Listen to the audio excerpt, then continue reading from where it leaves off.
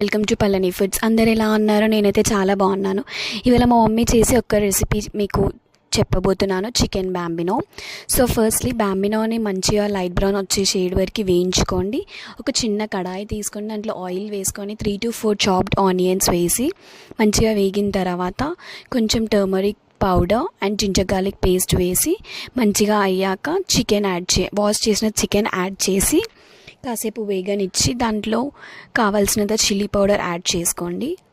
And some masalas, మీకు కావాల్సినంత masalas add చేసుకొని టేస్ట్కి సరిపడా సాల్ట్ యాడ్ చేసుకోండి. చికెన్ మొత్తం అయిపోయాక దాంట్లో కావాల్సినంత వాటర్ యాడ్ చేసుకొని అది బాయిలింగ్ వచ్చే టైంకి దాంట్లో ఫ్రై చేసి పెట్టుకున్న బ్యాంబినో వేసుకొని ఒక 5 minutes సిమ్లో పెట్టి మంచిగా కలుపుతూ ఉండండి. సో 5 to 10 minutes తర్వాత తీసి ఆ చికెన్ బ్యాంబినో రెసిపీ ట్రై చేసి నాకు చెప్పండి.